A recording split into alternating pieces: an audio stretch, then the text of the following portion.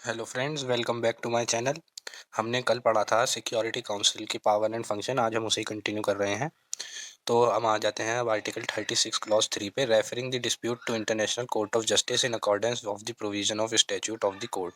तो अगर कोई भी डिस्प्यूट होता है, हमने कल पढ़ा था, अगर आपने मेरी वीडियो नहीं देखी है तो आप मेरी वीडियो देख सकते हैं। हमने कल पढ़ा था कि सिक्योरिटी काउंसिल कोई भी डिस्प्यूट अगर किसी भी कंट्री के बीच में होता है तो उसे सॉल्व करवा सकती है, उसे ख़त्म करवा सकती है डिस्प्यूट को। तो आर्टिकल 36 क्लॉज 3 में दिया हुआ है कि अगर कोई डिस्प्यूट होता है तो सिक्योरिटी काउंसिल को, अगर कोई डिस्प्यूट होता है और वो डिस्प्यूट मीटिंग के द्वारा अगर सॉल्व नहीं किया जाता है तो सिक्योरिटी काउंसिल उस डिस्प्यूट को इंटरनेशनल कोर्ट ऑफ जस्टिस को भी रेफर कर सकती है।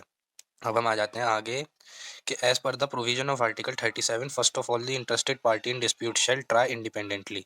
हमने कल पढ़ा था कि अगर दो कंट्रीज के बीच में एक डिस्प्यूट हो जाता है तो उस डिस्प्यूट को वो दोनों कंट्री मीटिंग करके सॉल्व कर सकती है। तो इसमें पहली लाइन यही है, to dissolve dispute as provided in article 33। If the parties of dispute consider that such matter can not be resolve independently by peaceful measure provided under article 33। अगर पार्टीज को लगता है कि वो जो डिस्प्यूट है वो पीसफुल मेजर से सॉल्व नहीं किया जा सकता है, जो आर्टिकल 33 में दिया हुआ है, then the party to dispute have the right to refer the matter to security council. तो उसके बाद फिर जो भी पार्टीज होंगी डिस्प्यूट की, पार्टीज टू डिस्प्यूट, वो सिक्योरिटी काउंसिल को वो मैटर रेफर कर सकती हैं as per the provision of article 35। Article 35 के अंडर ये दिया हुआ है। And security council is empower under article 36। तो सिक्योरिटी काउंसिल के पास जो एम्पावर है, सिक्योरिटी काउंसिल के पास पावर है अंडर आर्टिकल 36 में कि that matter should be resolve by peaceful measures, कि पीसफुल मेजर्स द्वारा उस मैटर को रिजॉल्व किया जाए। And for that purpose security council has the right to investigate into the matter, और सिक्योरिटी काउंसिल उस मैटर के अंदर इन्वेस्टिगेट भी कर सकती है as per the provision of article 34। Article 34 में ये दिया हुआ है कि सिक्योरिटी काउंसिल उस मैटर के अंतर्गत उसे इन्वेस्टिगेट कर सकती है। And if security council finds that there is any circumstance in dispute which should be decided by international court of justice as per the statute of international court of justice, और अगर लगता है security council को कि ये dispute solve नहीं हो पाएगा तो वो इंटरनेशनल कोर्ट ऑफ जस्टिस को रेफर या रिकमेंड कर सकती है। अब इसमें हम जैसे एक एग्जांपल मान लेते हैं कि इंडिया और चाइना के बीच में एलएसी जो है आ जाता है। अगर एलएसी के ऊपर कोई डिस्प्यूट आ जाता है तो उसे पहले वो पीसफुल मेजर्स से सॉल्व करने की कोशिश करेंगी दोनों कंट्रियां अंडर आर्टिकल 33 में। अब हम आ जाते हैं आर्टिकल 41 पे।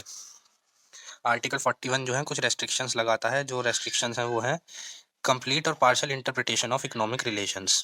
जो कंप्लीट और partial interpretation of economic relations होंगे उन पे, कि इन डिस्प्यूट्स के ऊपर जो है पार्टीज खुद ही कर सकती हैं, डिसीजन ले सकती हैं। इस पे सिक्योरिटी काउंसिल कुछ नहीं करेगा।